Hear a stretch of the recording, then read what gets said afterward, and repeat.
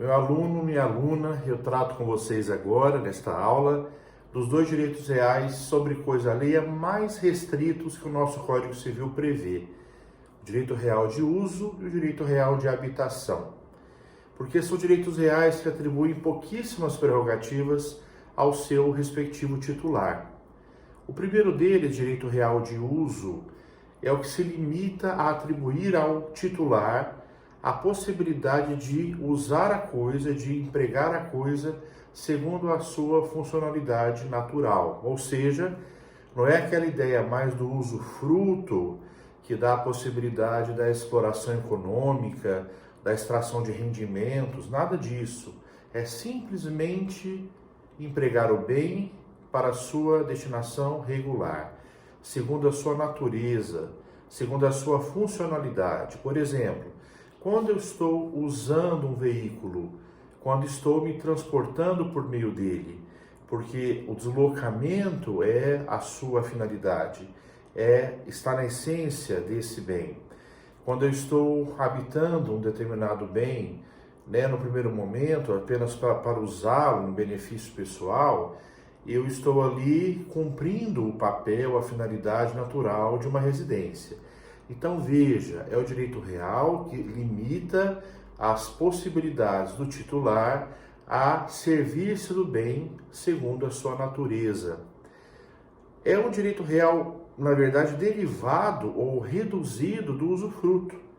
Isso é tão verdadeiro que o próprio Código Civil prevê que se apliquem ao direito real de uso, no que for necessário, as regras do usufruto, uma vez que o usufruto é uma figura muito mais ampla e de regulação muito mais complexa do que a regulação destinada ao direito real de uso. Diz o Código Civil que o usuário ele tem a possibilidade de extrair frutos eventuais daquele bem principal apenas para o seu consumo pessoal ou para o consumo da sua família.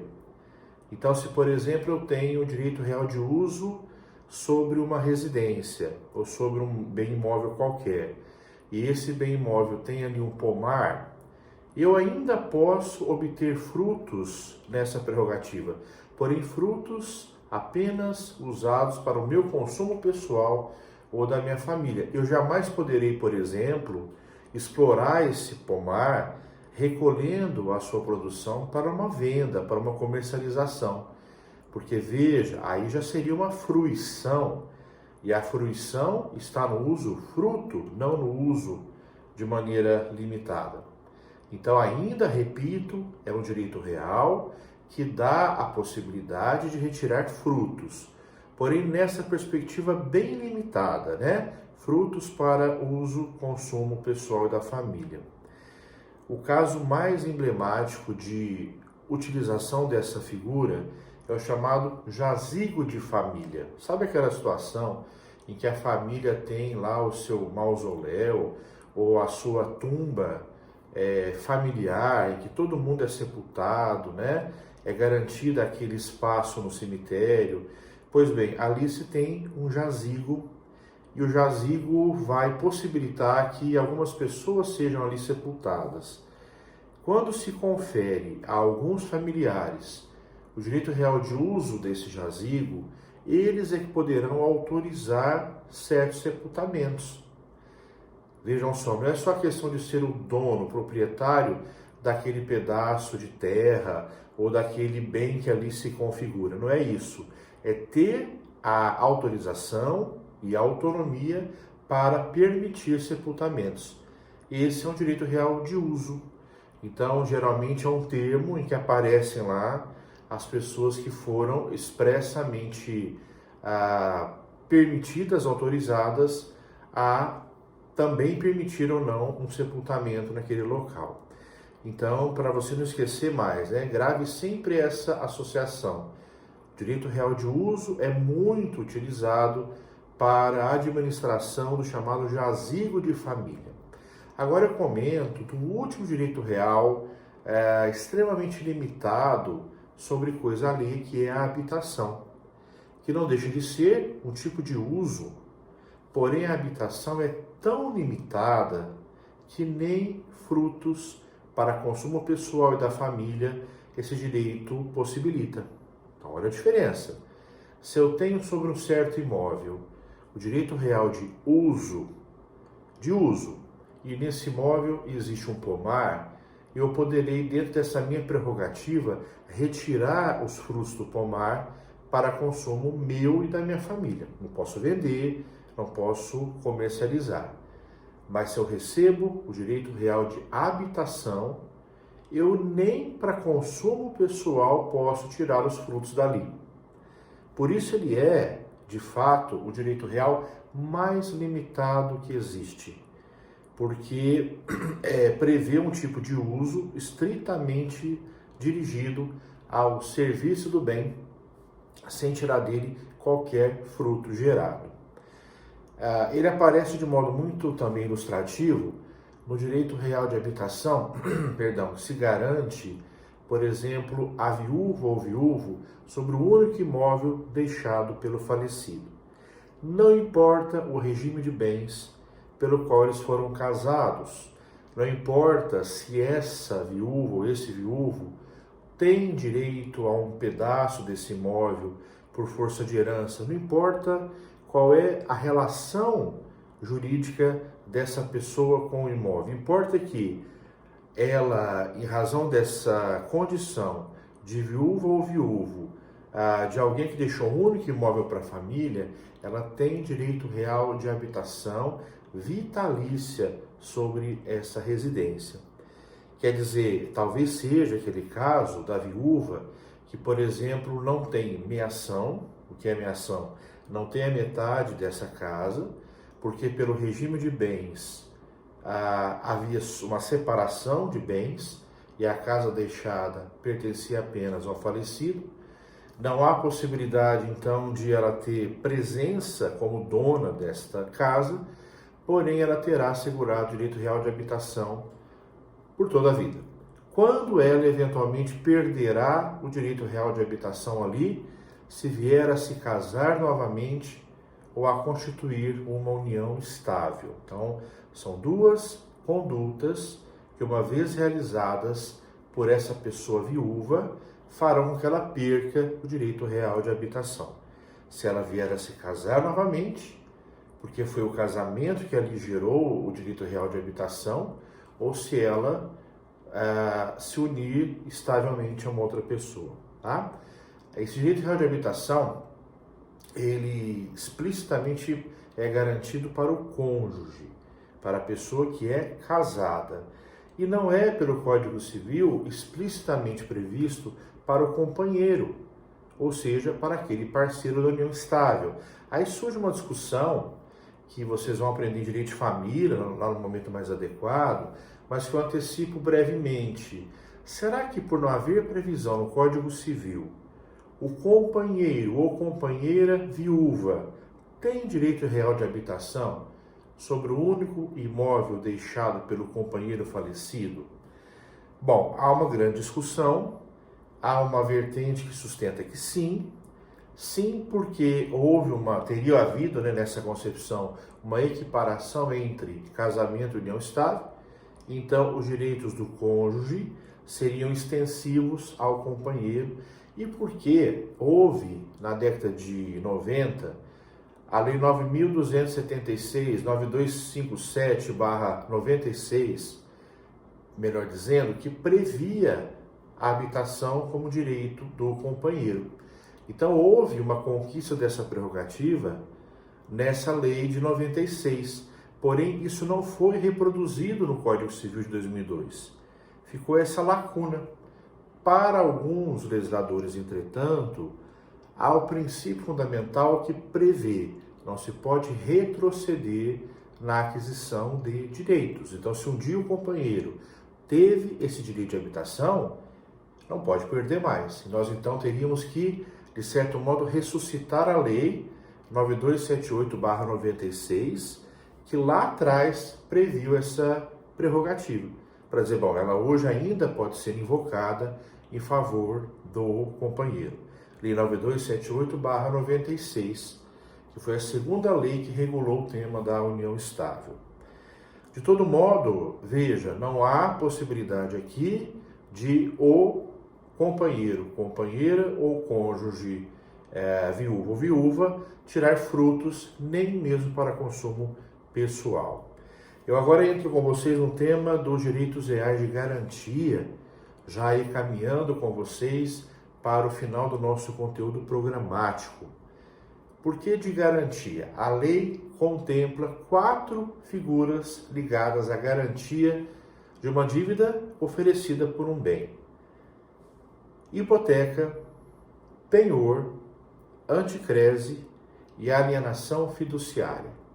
Sobre a alienação fiduciária, eu tratei com vocês em momento pretérito ao falar da propriedade fiduciária. Lembram que o bem adquirido pela pessoa fica como automática garantia do pagamento da dívida que ele assumiu.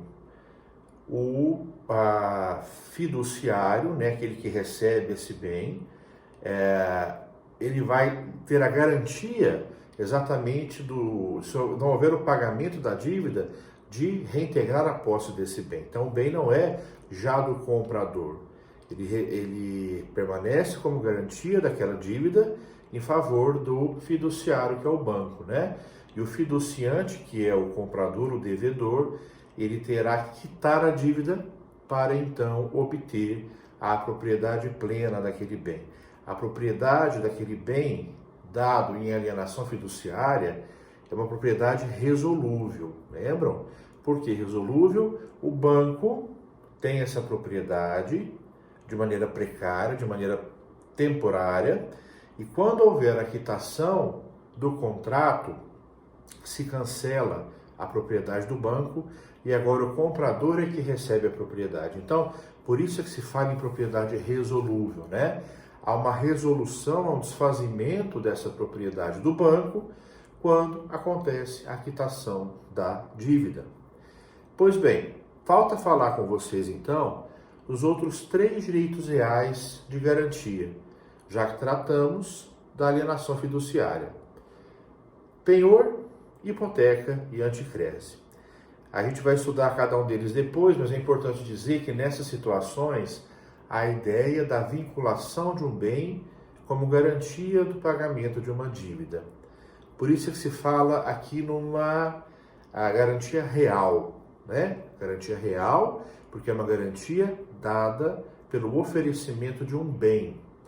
É diferente da chamada garantia pessoal ou fidejussória. Eu comentava disso na aula passada, porque na garantia pessoal ou fidejussória, todo o patrimônio de um garantidor fica potencialmente vinculado àquela garantia. É o caso, como dizia, do fiador, do avalista, que não estão assegurando o pagamento da dívida com um bem determinado, mas genericamente com todo o seu patrimônio. Por isso, é a pessoa que garante a dívida, O garantidor em si, e não um bem determinado. Daí se fala garantia pessoal. A pessoa do fiador, a pessoa do avalista é que será a segurança do credor de que haverá a satisfação do seu direito. Qual é a diferença básica entre essas 3 figuras que eu comentei? Bom, penhor e hipoteca são muito semelhantes. Inclusive, várias regras de uma figura se aplicam à outra, porque nas 2 figuras, o bem dado em garantia poderá ser leiloado, poderá ser levado à asta pública caso não se pague a dívida garantida por esse bem. Levar a asta pública para leilão, portanto, significa levar à excursão, que é então a possibilidade de tomar esse bem e levá-lo a leilão, para que então, no leilão, o bem seja arrematado por algum interessado, e esse interessado vai pagar um valor por esse bem, chamado arrematante, o que der o lance maior, o valor mais expressivo na aquisição desse bem. E aí o dinheiro é repassado para o credor, que teve a hipoteca ou que teve o penhor em seu benefício. Então a ideia é essa, O bem fica vinculado ao pagamento da obrigação.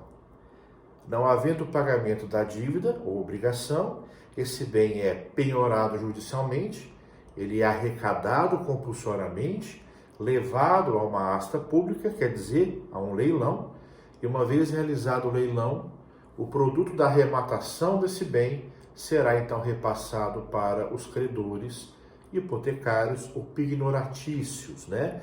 Para o credor da hipoteca ou para o credor do penhor. Importante dizer que a diferença essencial entre penhor e hipoteca está na natureza do objeto dado em garantia.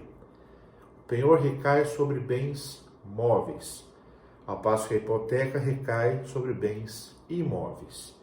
Haverá algumas exceções, haverá algumas variações dessa qualificação do objeto, mas de um modo geral é essa a diferença da essência do bem dado em garantia. Lembrando que tanto a hipoteca quanto o penhor possibilitam a excursão, ou seja, a condução desse bem ao leilão para ser arrematado e transformado em dinheiro para o pagamento do credor. Agora, a anticrese, essa palavra difícil até de escrever ou de entender, é um direito real também de garantia, com uma sensível diferença em relação à hipoteca e anticrese e ao penhor, porque a anticrese não dá direito à excursão. A anticrese não dá direito à excursão. Ela não possibilita que, diante do não pagamento da dívida, o bem seja levado a leilão. Não há esse risco para o devedor anticrético. Por quê? Porque pela anticrese, o devedor entrega para o credor a posse do bem. Não está entregando a capacidade de disposição, de levar esse bem a uma venda. Não, ele está entregando a posse e mais, está entregando a fruição desse bem, para que na anticrese o credor anticrético recolha os rendimentos gerados por esse bem e ele próprio se pague com esses rendimentos. Veja só, eu estou devendo você. Eu não quero oferecer minha casa em hipoteca, é muito arriscado, é muito radical. Pensar que eu posso perder a minha habitação numa execução patrimonial é algo duro, né? É algo que incomoda só de pensar. Então eu quero oferecer para você uma anticrese. E você terá um tempo para alugar esse bem, para arrendar esse bem, enfim, retirar rendimentos desse bem. E os rendimentos serão destinados ao pagamento da minha dívida. Você vai recolhendo os rendimentos. Claro, tudo isso entre nós com prestação de contas, com transparência, com o acerto correto das obrigações, mas você, credor anticrético, é que se paga usando os rendimentos do bem que é meu. Ao final do pagamento dessa dívida, ou então quando se encerrar o prazo que foi definido, o bem volta para mim, o seu proprietário. Então não há a excursão. Repito, não há o risco de se perder esse bem no leilão. Daí a importância ou a conveniência da anticrese quando comparada à hipoteca. A gente vai ver adiante que é possível hipotecar um bem dado em anticrese, cercar, todas as possibilidades para o credor, mas se eu quiser usar só anticrese, ali possibilita esse seu emprego. Pois bem, eu vou falar com vocês agora dos efeitos dos direitos reais de garantia, tá? Primeiro efeito que aparece para vocês, efeito ou direito de sequela. Jus persequendi, falava para vocês disso lá no comecinho do nosso curso de Direito das Coisas. Lembra do princípio do absolutismo? Por esse princípio do absolutismo, o direito real é absoluto, ou seja, exercido erga omnes, em face de toda a sociedade. Toda a sociedade é um sujeito passivo, chamado universal ou indeterminado, porque toda a coletividade tem a obrigação mínima de não perturbar o meu direito real. Eu comentava com vocês, obrigação de não fazer. Porém, a presença dessa única obrigação para a coletividade a transforma num sujeito passivo.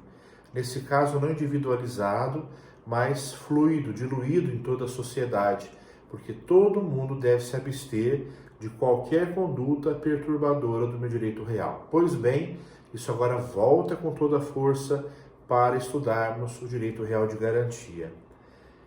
Quer dizer que, por exemplo, tem um bem hipotecado, tem um bem empenhado, que é a palavra correta do penhor, o meu direito real acompanha esse bem onde quer que ele vá.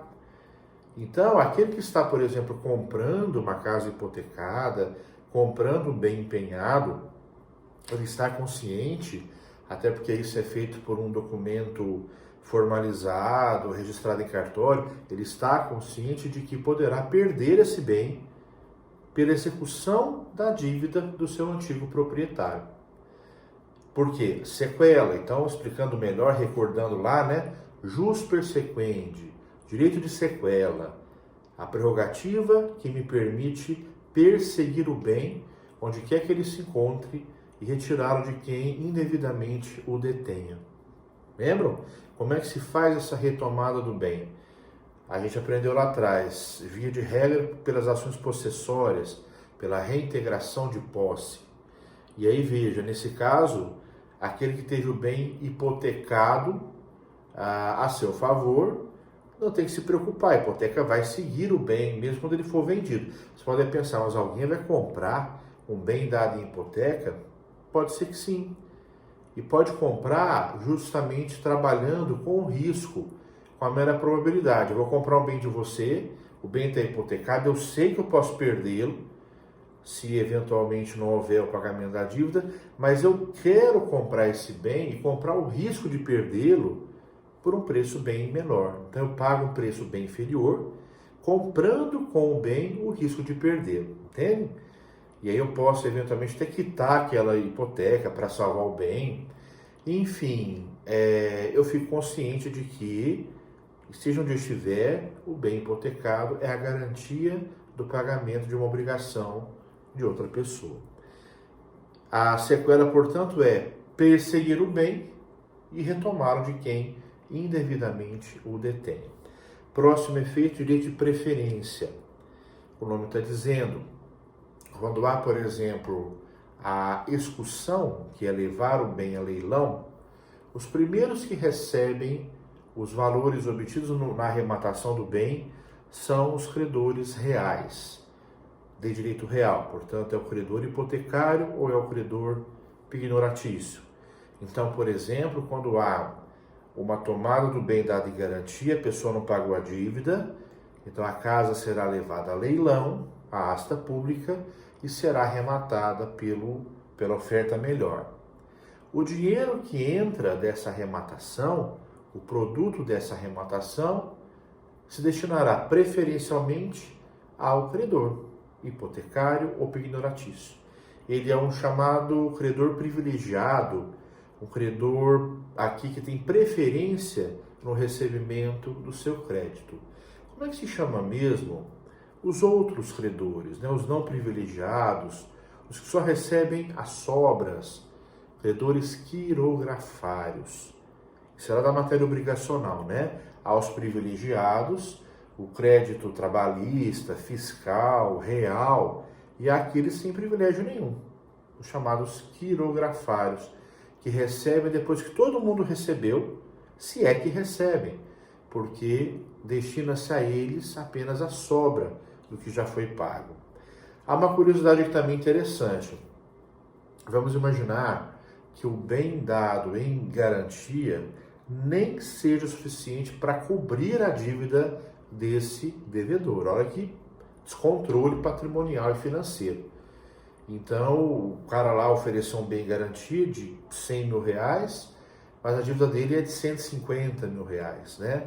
Nesse caso, veja, o credor vai receber o que foi executado, o que foi arrematado desse bem, os 100 mil, e ele vai entrar na fila de novo para receber a diferença. Eu não exemplifiquei que são 150 mil de crédito para ele. A casa valia 100 mil. Então ele vai receber os 100 mil, só que faltam ainda receber 50 mil reais. Repita, ele entra na fila, só que agora como um credor quirografário, não mais privilegiado como era enquanto credor hipotecário. Então não é que ele vai ficar no prejuízo.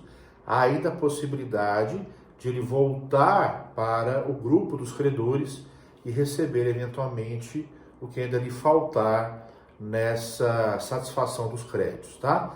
Aí a preferência que o credor hipotecário e o credor pignoratício têm de receber o que lhes é devido na frente dos outros credores, chamados como quirografários ou não privilegiados. Próximo efeito, direito de excussão. A excussão é exatamente a possibilidade de levar o bem a leilão. É o grande objetivo da arrematação do bem, né? Que haja uma transformação desse bem em dinheiro para satisfazer o crédito dos credores. A excussão será realizada de modo compulsório. Importante lembrar agora, tratar agora com vocês, de uma expressão que acaba sendo confundida com penhor, que é penhora. Veja só, eu posso ter um bem penhorado, atenção, já tendo esse bem comprometido ou não por uma garantia. Então vamos pensar assim, eu hipotequei uma casa, não paguei a dívida. Haverá uma ação de execução patrimonial sobre os meus bens, minha casa hipotecada será levada a leilão, asta pública, e transformada em dinheiro. Essa é uma situação. Uma outra situação, eu sou um devedor cujo patrimônio se revela insuficiente para saldar todas as minhas obrigações, então também é uma execução patrimonial, também é uma penhora, só que agora veja, não é um bem já dado em garantia, né? A penhora vem sobre tudo que eu tenho até o montante necessário para a satisfação dos meus débitos. Então, nas duas situações se fala em penhora, tanto quando há um bem em garantia que é levado ao leilão, quanto na situação em que não há bem dado em garantia, mas o patrimônio é executado para satisfazer o crédito. E aí há uma diferença importante também, pessoal, entre penhora e penhor. O penhor, o direito real de garantia, o penhor pertence ao direito civil, direito material, ao passo que a penhora é um instrumento processual de tomada compulsória de um patrimônio numa execução de bens. Então, olha que curioso, quando eu ofereço um bem imóvel em garantia, portanto, como penhor, eu estou empenhando o meu bem. Estou empenhando uma joia, empenhando um carro, um bem imóvel em garantia. Se eu não pago a dívida garantida por esse bem, eu sofro uma penhora. Olha lá, a penhora será essa tomada compulsória do bem que eu empenhei. Então, se é o bem dado em penhor, é empenhar. Se é a tomada compulsória do patrimônio pela justiça, é penhorar. E o resultado será também a transformação desse patrimônio, desse bem, em dinheiro para a satisfação dos credores. Tá? Por isso é importante não confundir penhor com penhora.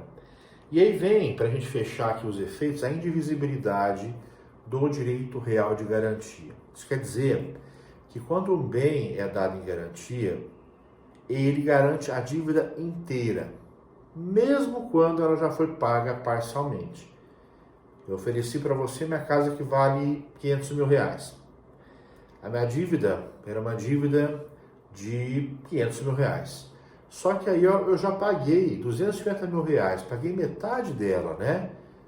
Com a indivisibilidade, a garantia continua recaindo sobre o total da casa. Então, havendo a excursão, portanto, a condução do bem à asta pública, o bem por inteiro será leiloado, o seu valor por inteiro será repassado e aquilo que for o excesso, o excedente, será atribuído aos outros credores. Então, conseguiu o valor da casa, ótimo, isso paga então o credor hipotecário.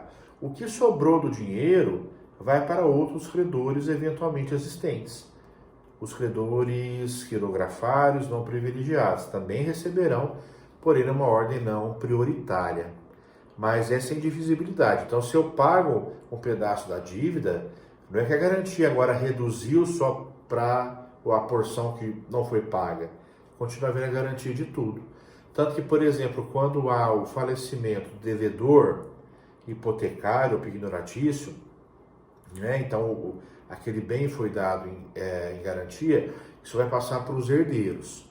Para o herdeiro salvar a parte dele, ele não pode pagar só o proporcional ao seu quinhão. Então ele é 1/3. Então, vou pagar 1/3 dessa hipoteca e eu libero a minha parte. Não. Para liberar o bem da hipoteca, portanto da garantia real que recai sobre todo esse bem, tem que haver o pagamento integral da dívida. Aí veja, ele quer liberar da hipoteca? Beleza, ele vai pagar o valor da hipoteca, mas ele tem direito a 1/3, né? Então ele pagou além, ele queria só 1/3 dele. Ele vai ser agora credor dos outros herdeiros que nada pagaram para resgatar a hipoteca.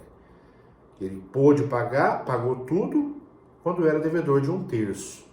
Mas para quê? Para liberar o bem da hipoteca. E agora ele se volta contra os outros herdeiros que nada pagaram para ressarcir o que ele acabou pagando a mais. E agora merece receber como compensação do que foi pago. Ok? Próxima aula eu continuo falando com vocês sobre direitos reais de garantia e a gente vai aprofundar o penhor, a hipoteca e a anticrédito. Até lá, pessoal. Obrigado.